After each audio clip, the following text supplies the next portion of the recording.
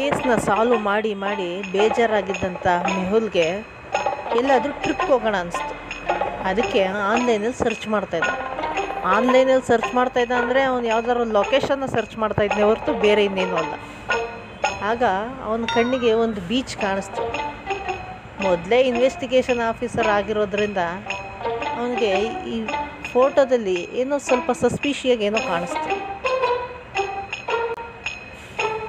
ಅವನಿಗೆ ಈ ಫೋಟೋ ರಿಯಲ್ಲಾ ಇಲ್ಲ ಫೇಕಾ ಅಂತ ಡೌಟ್ ಬಂತು. ನೀವೇನಾದರೂ ಮೆಹುಲ್ಗೆ ಹೆಲ್ಪ್ ಮಾಡೋದಾದರೆ ಈ ಫೋಟೋ ರಿಯಲ್ ಅಥವಾ ಫೇಕ್ ಅಂತ ಕಂಡುಹಿಡಿತೀರಾ? ಹೌದು, ನಿಮ್ಮ ಉತ್ತರ ಸರಿಯಾಗಿದೆ. ಈ ಫೋಟೋ ಫೇಕ್ ಆಗಿದೆ. ಹೇಗೆ ಅಂದರೆ ಗಮನಿಸಿ, ಗಾಳಿ ಈ ಸೈಡಿಂದ ಬೀಸ್ತಾ ಇದೆ, ಅದಕ್ಕೆ ಬಾವುಟ ಈ ಸೈಡ್ ಆಡ್ತಾ ಇದೆ. ಆದರೆ ಅಲ್ಲಿ ಬರ್ತಾ ಇರೋ ಹಡಗಿನಲ್ಲಿ ಬಾವುಟ ಆಪೋಸಿಟ್ ಡೈರೆಕ್ಷನಲ್ಲಿ ಹಾರಾಡ್ತಾ ಇದೆ. ಹಾಗಾಗಿ ಈ ಫೋಟೋ ಫೇಕ್.